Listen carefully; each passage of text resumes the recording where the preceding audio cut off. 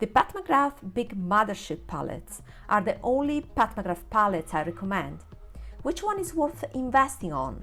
I have all of them, and this is my ranking based on the B.O.B. best of the best mindset. I'd like to build a quality community for this channel with people that are intelligent and respectful. If you have these qualities, subscribe and like this video so that more good people can get to know this channel and join us. This is the palette we will discuss today, and I'll explain the ranking in the video. But the best part will be at the end of the video, where there will be the short questions and my runway pairing, where I match the palette with a specific collection in the ready-to-wear runway of Spring-Summer 2022. The palette at the 7th position is the Decadence palette.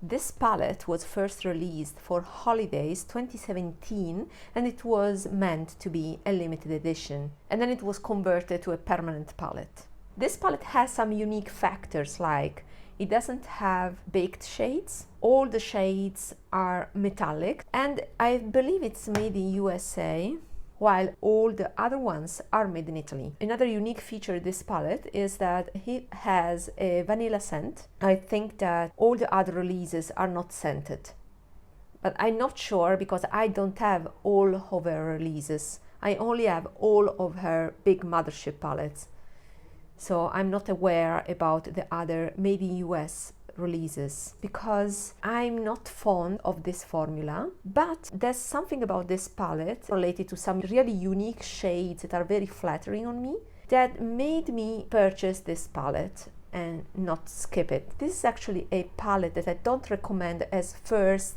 Pat McGrath palette.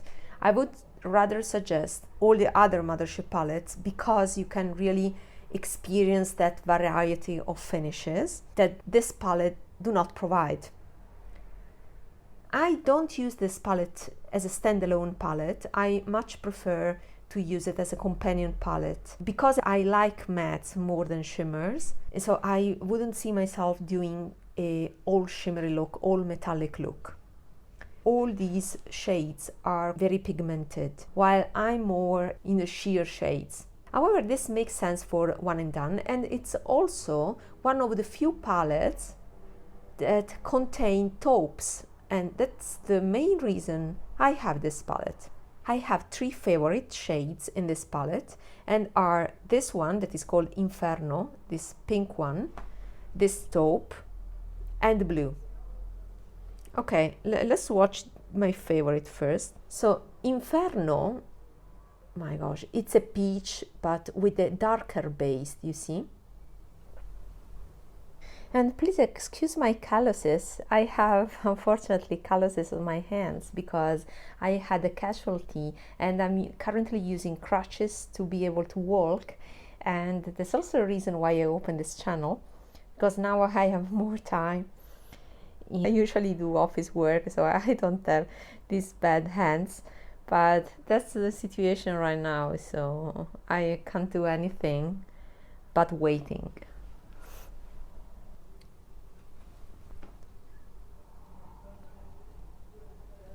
Wow, it swatches so uniformly.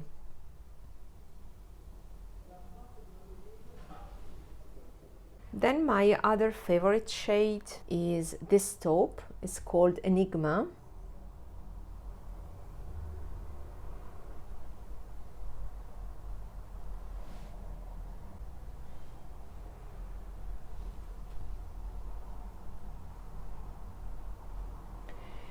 And then the blue one that is called Underworld.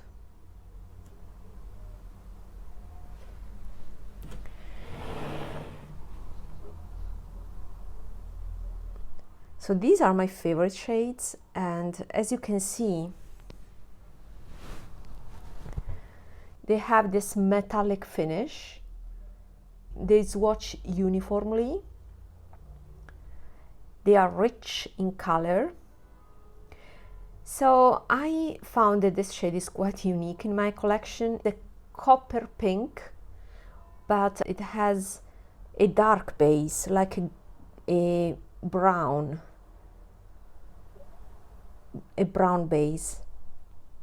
And this feature saves this shade because I don't like coppery shade, but the fact that I can sheer into a darker color, it's a must for me.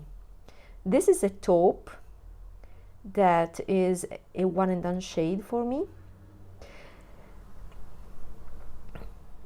And this blue is so intense. I like to use it as eyeliner. These are my 3 favorites. The rest I never touch. We have this red, orange red. Is it orangey red?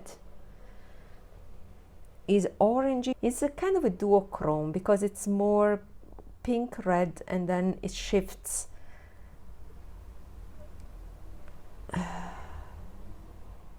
Copper orange. It's definitely a duochrome, you see, and it's different from what it looks on the pan, because on the pan in person I see more of a rusty red. That is something I prefer much more. However, this pinkish hue is not my thing. If you have seen my previous videos, you know that I don't like red eyeshadows in general, and red and pinks. So this, unfortunately, as pretty as it is, I don't use it.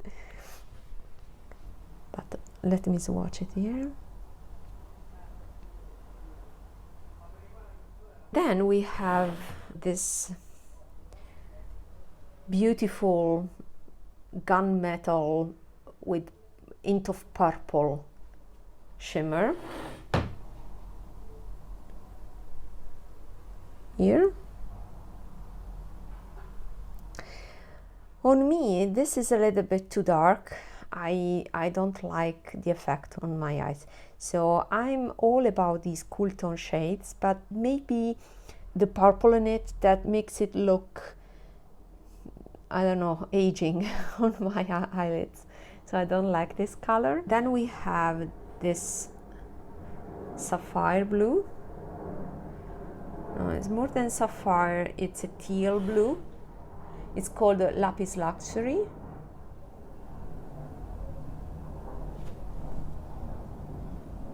Yeah, I don't use it either. I have seen beautiful looks with these 2 shades. It's just that by just looking at the pan, I'm not encouraged to use them. They look a little bit scary for me. So that's why I don't use them. And then the last 2, they are the purple one and the gold. But before watching these, I need to wash my hand. Let's go quickly with the golds. We have this one that is called Sinful, and the gold standard here that reminds of the first gold in her limited edition releases before she launched the brand. However, this is the US formula, while the first gold shade she released was a baked shade, so the formula is totally different, although the color is the same.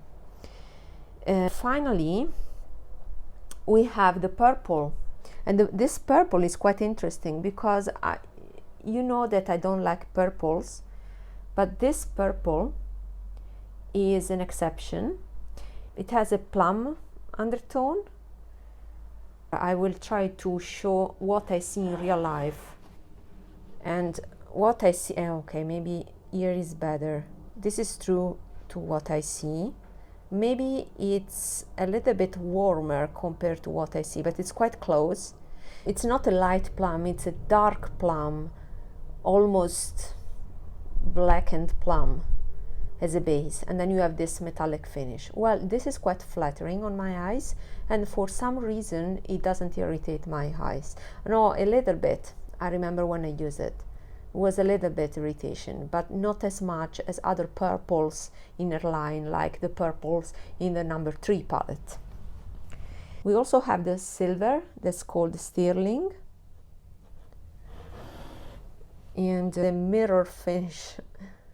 So now we can discuss the swatches quickly a little bit better.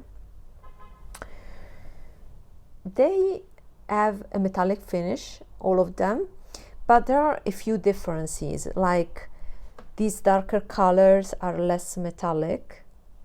This blue is amazing. This purple is also less metallic. The silver one is a little bit glittery, but not to the level of the baked shades. And I found some sparkles in this shade that is Lapis Luxury. This is Sterling. This is Blue Blood.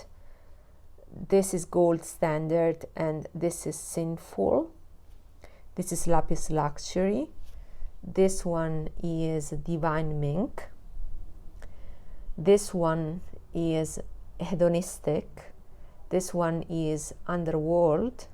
And this one is Enigma, and this Inferno. I love 3 shades out of all the 10 shades. So there are some shades like these 2 that I don't like at all. Other shades like these 3 that I would like to incorporate in the future, be more brave to use them.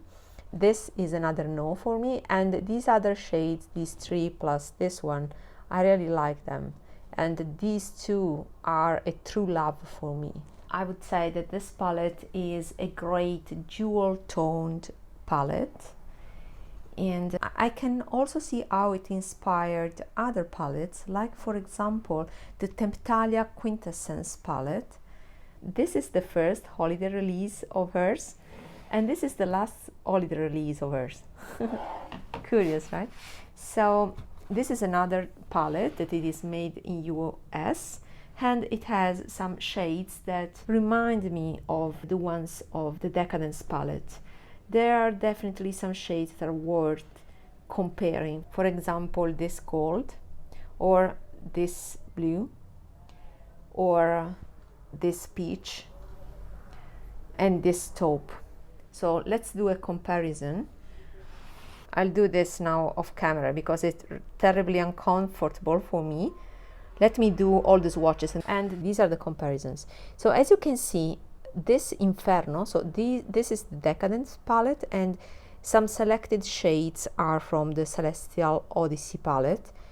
This shade, that is peach, has a glitter.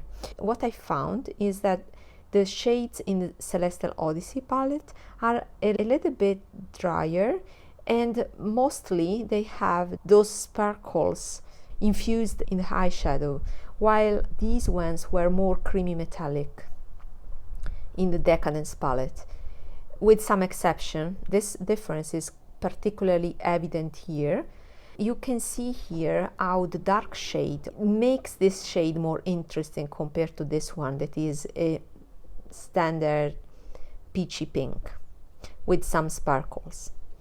This taupe, finally we have taupe, but she hasn't released taupes like this in the baked formula yet. Anyway, this is warmer compared to this one from the Decadence palette, Enigma, that is cooler. And the shimmer here is platinum, and here is warmer, it's more golden. I hope that you can see it on camera. Then we have the comparison between Lapis Luxury and the equivalent blue in the Celestial Odyssey palette. This one is a bump that I have on my skin, so you can see that the texture on my skin is emphasized by this formula. There's a slight difference. This is more teal, greener compared to this, that is a cooler blue.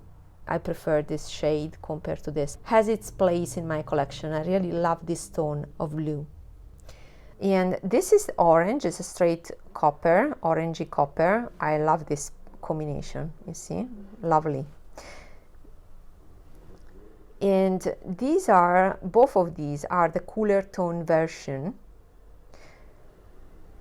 This is more glittery, this is more metallic, is more similar to this shade, but this is very unique because this shade in the Decadence palette has that duochrome shift, and it shifts orange like this one. So this is a straight orange, while this one is a pink red that shifts to this orange.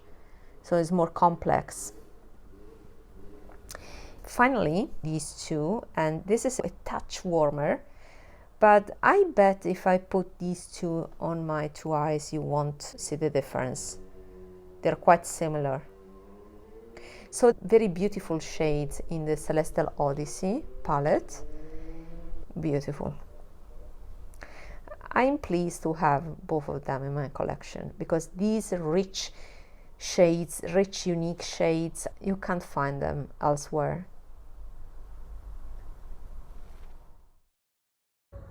I will show you also swatches in direct sunlight to show the sparkles that are infused in these eyeshadows. And as you can see, I can definitely say that the Celestial Odyssey has more sparkle, maybe chunkier sparkles compared to the Decadence palette.